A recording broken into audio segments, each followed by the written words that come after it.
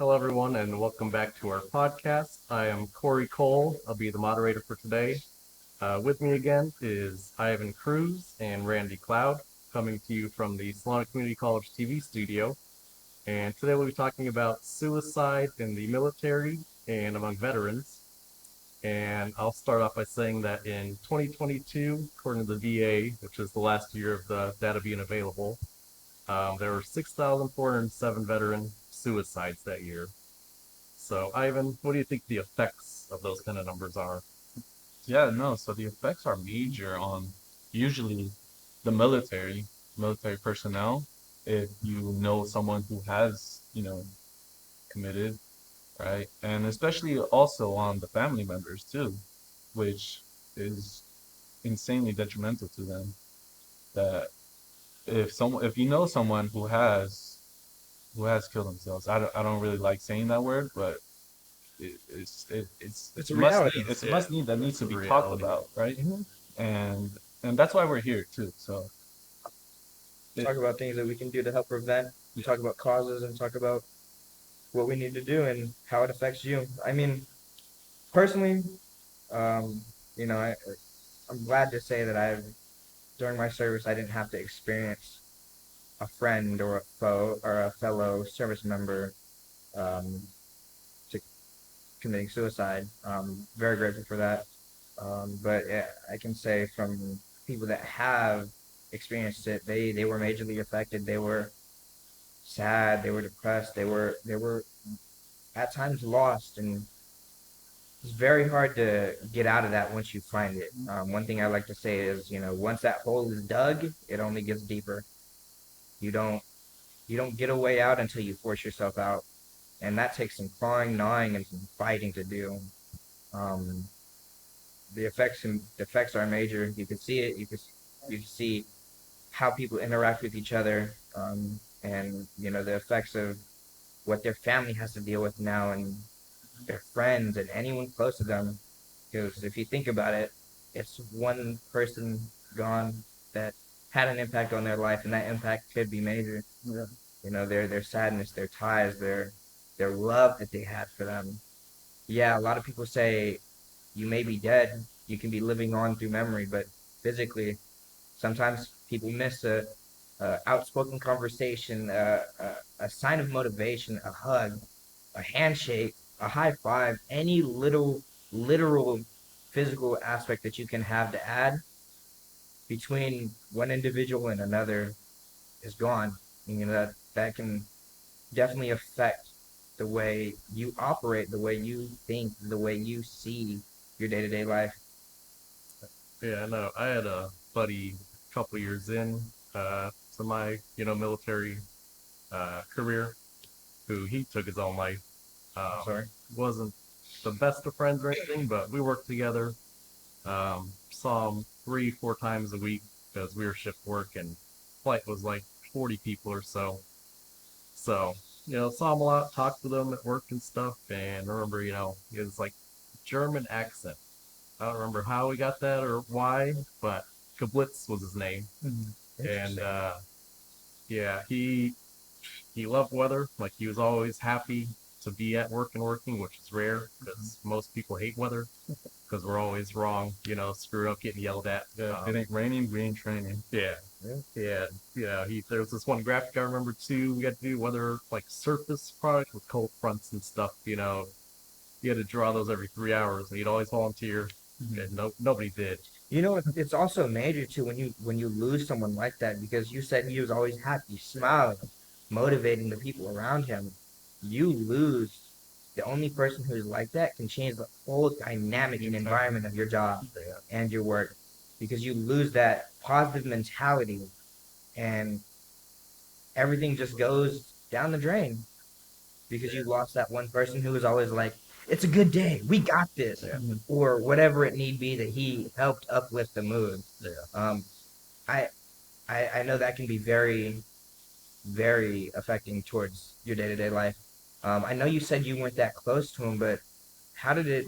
Yeah, not close, but I like so we had conversations at work and stuff. We just had different friend groups is all because there are so many people in our entire squadron. We called it of like say 150 people. So of course you're not gonna hang out with everyone. Yeah, You no, pick your definitely not. your group. He had his group, and I mean, he was also married, you know, and Mm-hmm. it was just a cliche of like you never saw it coming, never would have guessed, you know. If you don't mind me asking, what was his role, and what was it? What were your interactions with him when you did work? Because did you guys work So together? yeah, Yeah. because so we had different sections. He was in another section, but we were all in the same uh, room smaller than the studio. Mm-hmm. Um, but yeah, he was one of the more senior like weather people. Oh, So he'd yeah. be kind of trained. He wasn't an NCO, but just below. He's an E4, senior airman. But yeah, he knew his stuff. You know, he was great at training people, getting people up to speed. Mm-hmm. And yeah, he PCS switched bases to base in Florida. And I remember we got the news when we were in training Mississippi, and Oh. he was in Pensacola. We're in Biloxi, Mississippi, which is only like 2.5 hours drive, and we never once thought to, check in on him, message him, hey, Kablitz, you want to hang out? Because Pensacola had beautiful beaches, Mm-hmm. Oh yeah, we it were did. friendly enough to hang out. But yeah, we never did, despite having a 3-day weekend every other week. So that kind of ate up a few of us that were there at the training because it's like, what if? What if we had reached out? What if he just was missing all his friends and stuff that he knew? And so I wouldn't say it was, I don't like survivor's guilt because it feels kind of selfish, That's a but it major effect. definitely, yeah, That's a major effect as to you know how we handle these things because survivor's guilt is a real thing. yeah, You think about all of the hypotheticals, all of the things that you think you could have done, and sometimes it can tear you down because yeah, it's not good to think about it, and it's not good to think about hypotheticals or questions that you'll never get the answer to, but they are there because if you did do that one thing, you ask yourself, what if would they still be here? And honestly, you'll never get that answer, and that could just eat away at you for You start blaming yourself. exactly, and it just tears you apart. yeah. I don't think you realize too, because, I said about 150 people in our unit, and even though we weren't friends with everyone, you all know each other's names and stuff. You Hmm. see each other most days because, the shift before you take over for them. So you see those guys and girls. And then the shift after takes over for you. So, I don't think you realize how that affected everybody, Mm-hmm. the 150 people. And he wasn't, I'm guessing, as alone as he thought he was, or, as unimportant as he probably thought he was. Yeah, and another. I was watching a podcast.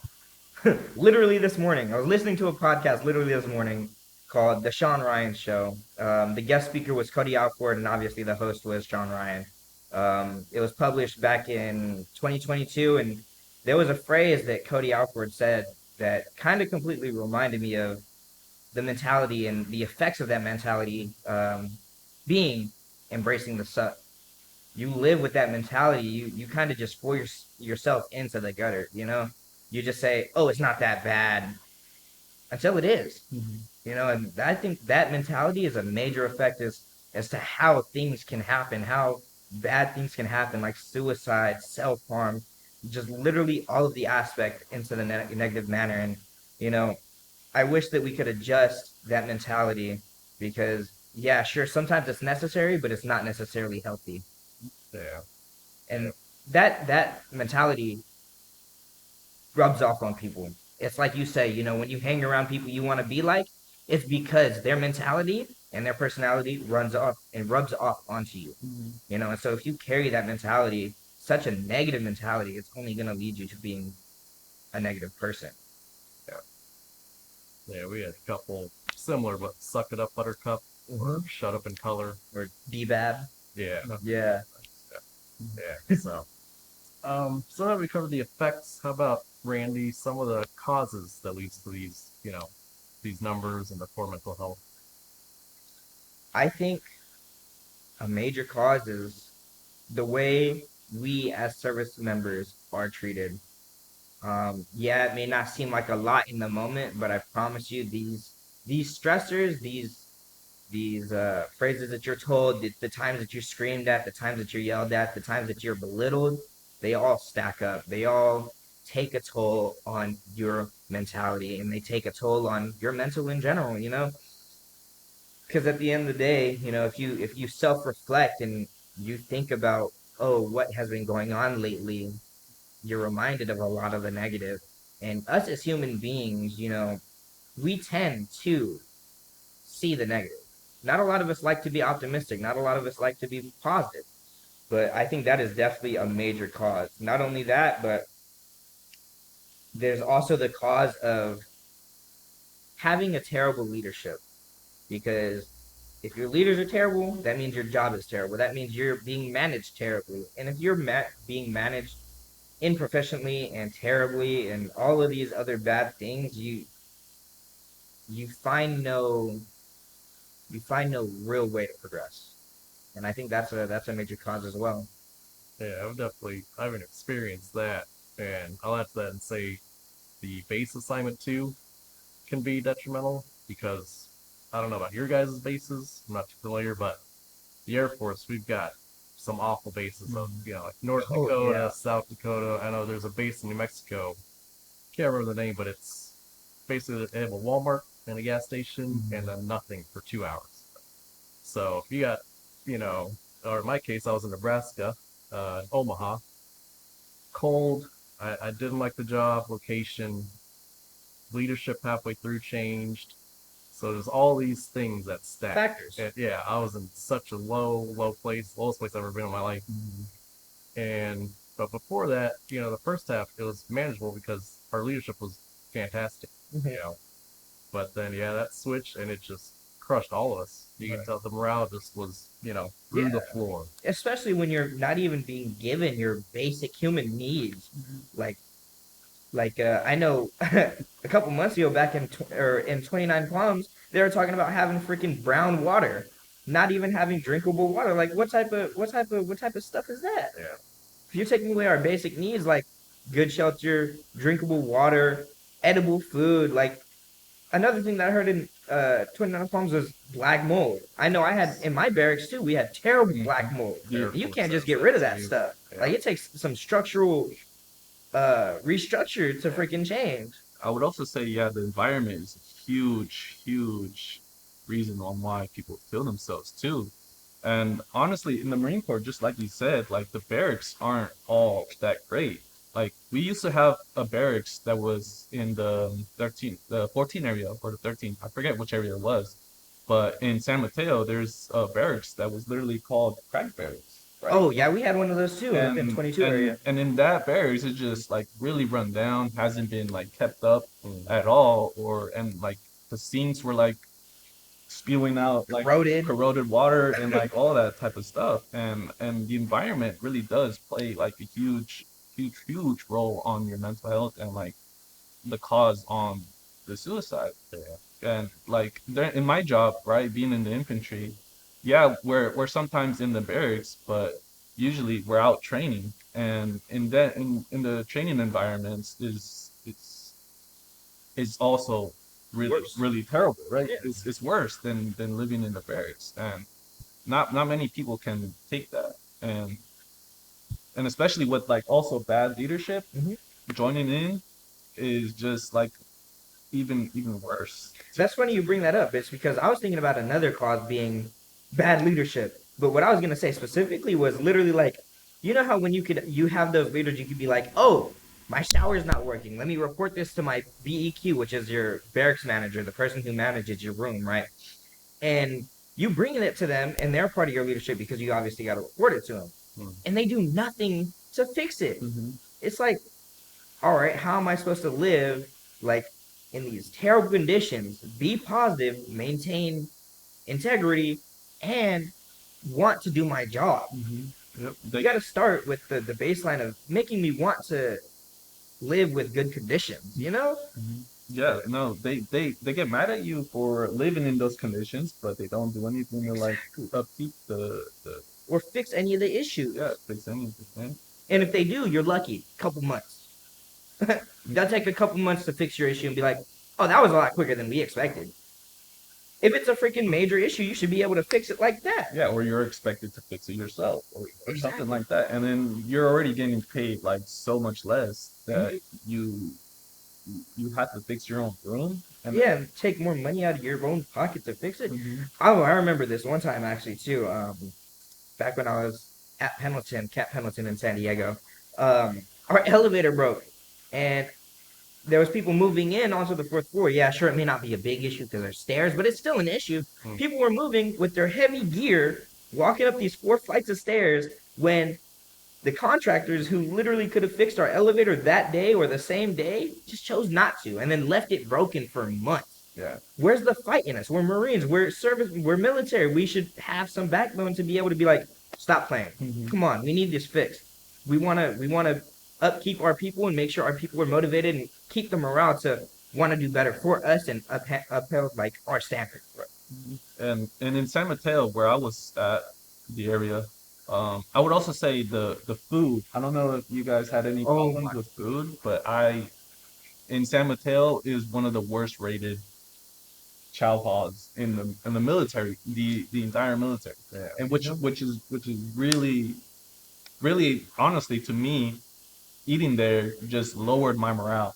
And honestly, I could see everyone else in the chow hall, their their morale is just not there, right? Is food plays like Yeah. an exceptional part in your mental Yeah, health. you eat it. You need it to live. Mhm. And if the food isn't good, yeah, I get it. We eat fast. We don't eat for taste, but the taste sure of heck helps. No, yeah, it's crucial because like when I was in Syria, we didn't have a lunch. It would be an MRE if you wanted, or you could get local food. And yeah, breakfast was like this meat. I don't even know what it was, honestly, and the bag of powdered eggs. Oh my! No refrigerator, so milk's warm, you know. And then eventually it Probably got expired. a little better, yeah. But you don't realize how important or crucial it is to, you know, your mental health. And I just wanted to say for like the environment, leadership, all that, the bases. On top of that, you know, we can't quit. We're No, stuck yeah. for 4 years, 6 years in my case. You can't move, you know. You can't just up and leave. Yeah. You gotta embrace the suck. Yeah. So I mean, that, if you know you're gonna be here 3 more years dealing with this, especially if you know your new leadership got there at the same time as you, I mean that's just so depressing. And it's like, well, what's gonna change? When is it gonna change? You know, it's not. Yeah, it's not. Because 2 years, especially if you're 18, 19, 2 years, 3 years is, you know, forever away. So it's just, yeah, it can be brutal, you know, mentally, just eat away day by day. Yeah, and you know, thinking about it, another cause is how we treat each other as individuals. You know, I don't know if you guys had this like in the Air Force or in the infantry, right? But if you weren't on par with what you do and how you do it, you were kind of secluded away from away from certain groups and away from certain possibilities of being friends. You know, like I know um, for the air wing, you know, quads would be cool with quads, and if you were a good worker, good at your job, they'd be cool with you too. And then you could be like, oh, let's go eat Korean barbecue or something. And you know, that's how you could create friends. But those who just couldn't grasp the concept or get the job done the way they needed to, they were kind of just by law of order pushed out and pushed to the side. And I think that that's also another major reason as to why we think the way we do and why things happen in a certain way. How, in your own personal experience, how did you deal with that, or did you have to deal with that at all? Yeah, no, I had to deal with all sorts of stuff like that. Honestly, just on deployment, right, is one of the you're just away from everyone, right? And you're just like not away from your family and You're start, secluded. yeah, you're Yeah. secluded, right? And you It doesn't just help when you can't live up to standard. right. Yeah, like I know also, sorry, not trying to cut you off, but another thing is personally, I sucked at running. So like when it came to times to like PFTs, right? It wasn't necessarily the best thing, but I still passed. But you could also deal with the fact that, you know, you kind of suck at running. Do better. All right, well, I am doing better. Well, do more better. Right. All right, what is that supposed to mean? How am I supposed to think about this? Why am I stressed out about this too now? You know, I get it. We're warfighters. We're whatever you want to call us, but don't just tell me to do something without a proper way forward. Guide me. You are my leadership. Help me do better.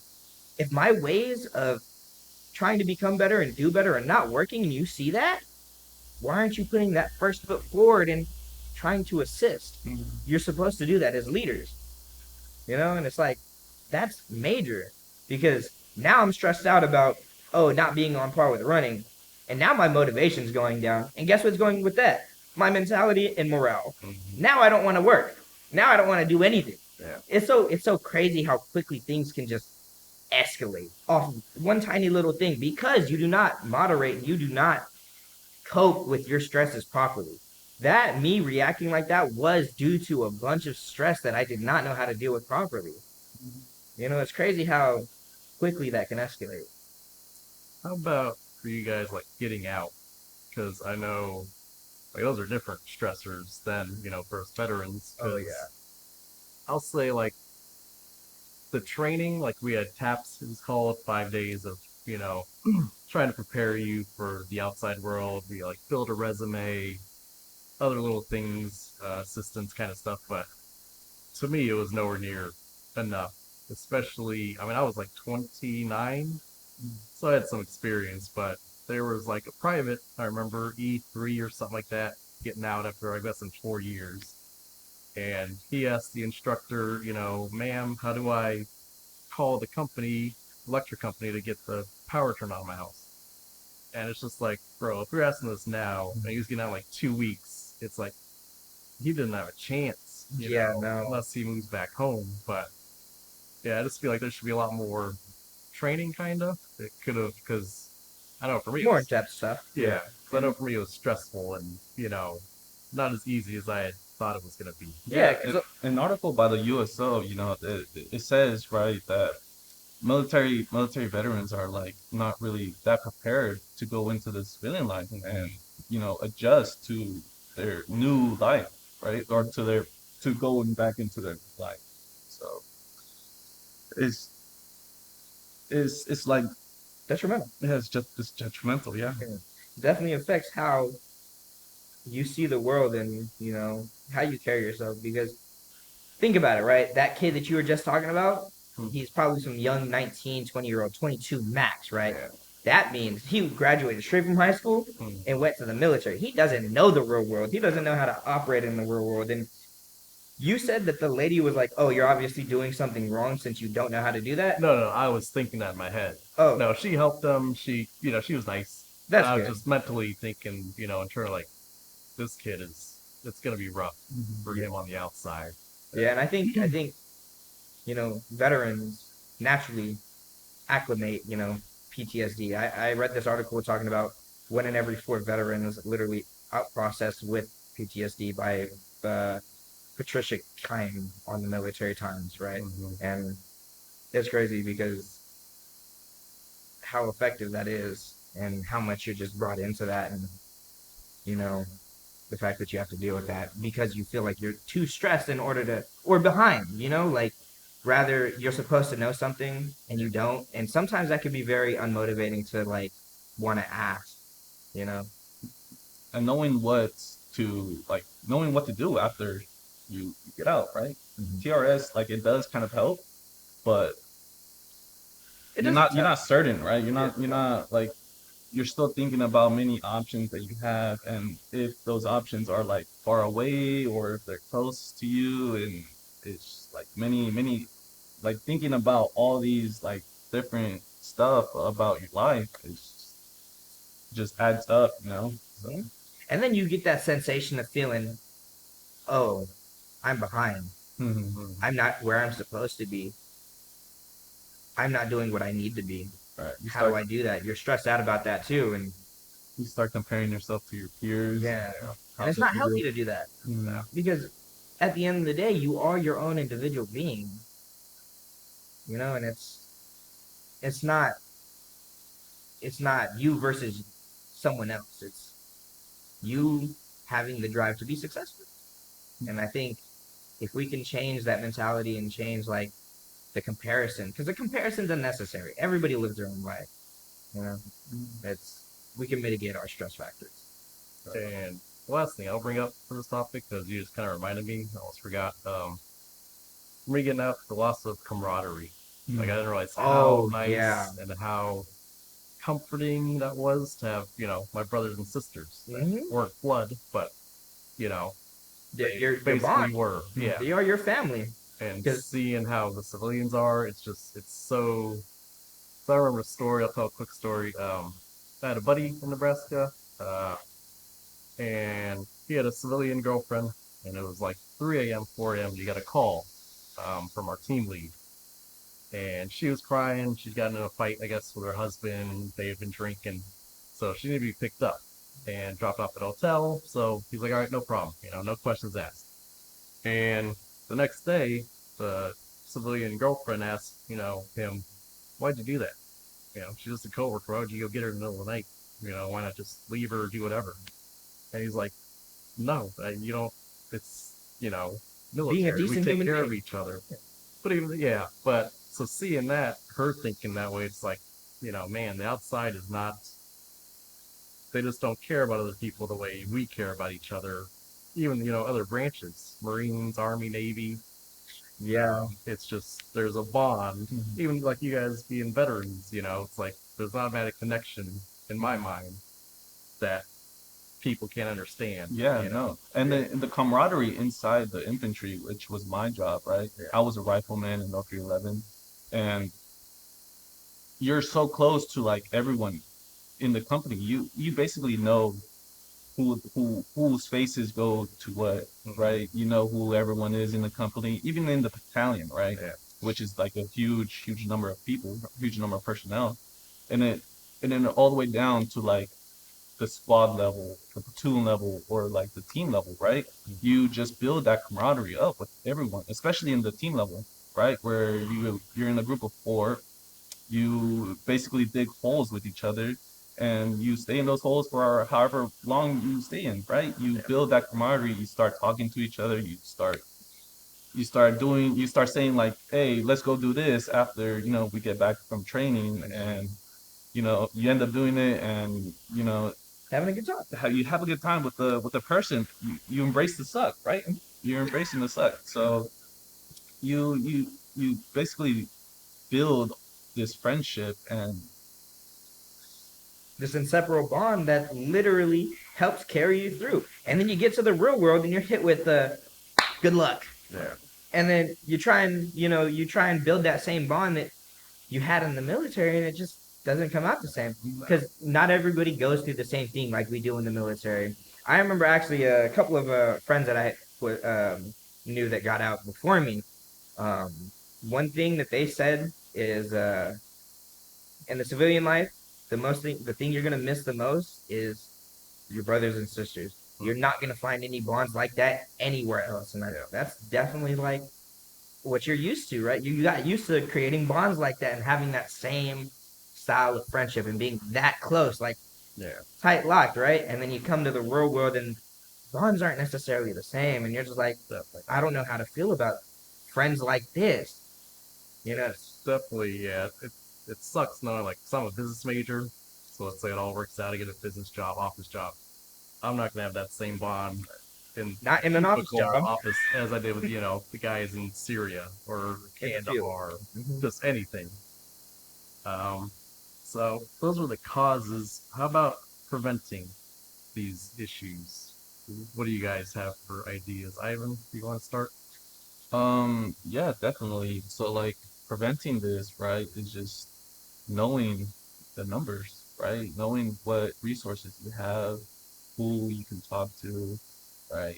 Especially the 988, crisis line, hotline, right? That you can call, anyone can call basically. And there's Yeah. also one specifically designed for the military, Yeah, that's the 988. the 988 Yeah. one, right? And I also saw, just sorry, I didn't mean to cut you off, but I was looking earlier today, and you can actually text as well. Really? So 988, they've got a separate number. I don't know off the top of my head. It's 6 digits.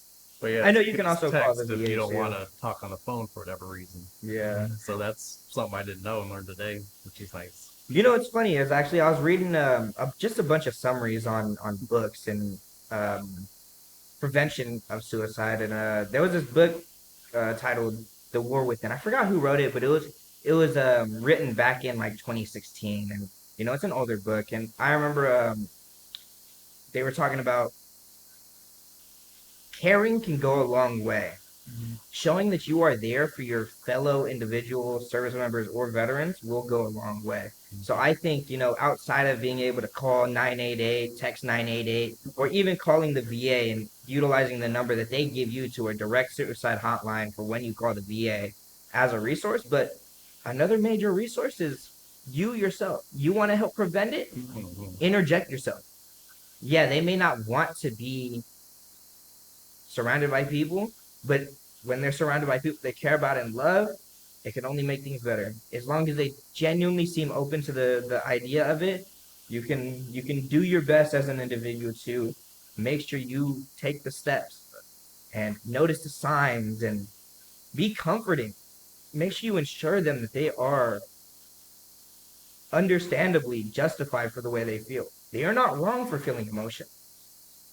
Helping them understand that you are there for them. Yeah. Comfort. That camaraderie just never leave. Yeah, no. You gotta like just keep up with others and who who fall into that type of mentality. If you just let go of the camaraderie, then you're just not wanting to keep up with anybody else, right? Yeah, exactly.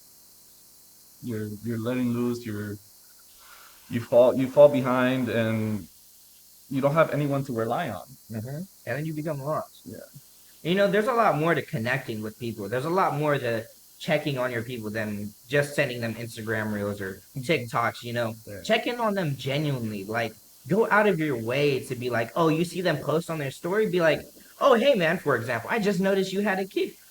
You're probably getting no sleep, huh? How are you doing? Are you happy? You excited? Get them to express themselves and make sure that everything is going decently. Like the other day too, one of my staff and COs, he was a good dude. I don't want to say his name, but he heard that I was going back to school, and a big mentality that I had when I was in the military was I could never go to school, never going to college, never. You're not gonna catch me going to college ever. And then I told him, and he was like, I am so proud of you. Being able to hear that, was like, wow, I'm grateful to hear that because that's very uplifting. Being you, you know, from when I was being in a position of leadership, to be able to tell me that you are proud of me and actually positively reinforce my mindset and mentality really helps. Because you're doing a good job. We don't hear these things often, especially as men, especially as service members. You don't hear you're doing a good job. You don't hear I'm proud of you. You don't hear I love you as often. These positive influences that we can really put towards each other and help each other think about and help embrace can definitely be a solution as to why we do what we do or react the way we react in certain aspects or situations. Yeah, definitely. How do you feel like, and how do you feel? How does it make you feel? No, I agree. That to me, that's my number one as far as like what I can do personally is keep in touch because I've been out for 6 years now, which is a little longer than you guys, I know. And I was good about it for years, probably 4 years or so. I'd text people randomly or whatever, how you doing? And like you said, see some on the picture or Facebook at the time is what I was mainly using. But yeah, Instagram, just, see, oh, you got a new kid or whatever, just huge things checking in and, it was all good. But lately I haven't been as good about it. And thankfully I'm fine mentally, but I don't know if they are, some of them, I assume. But it's definitely, I feel like keeping in touch with, that brotherhood that you have, it's, to me, crucial, and the number one that we personally can do is just to be there, for each other. Yeah, make sure we're okay. Yeah, because like even, my mom and dad don't understand things the way that some of the guys I, was best friends with do. It's different. So yeah, another thing that I like to think about is when things get dark for you, use your resources. Your friends, your family will light the road, give you hope. And that's why I think it is very important to check in with each other and show each other that you are there. Pride to the side, the stigmatisms to the side. we will lift each other up when we need to. You are not down in that ditch alone, man. Like, And honestly, I would have to say like another cause, or yeah, would yeah, prevention would like is knowing the signs, right? Knowing how to look at someone and know they're basically down in the depths, right? If you know those signs, you obviously have the tools to prevent it, right there. So be observant. Look out for each observant. other. Look out for the many, many signs, some being disassociation, physically seeing someone is down. You could see it in their eyes. You hear it in the way they talk.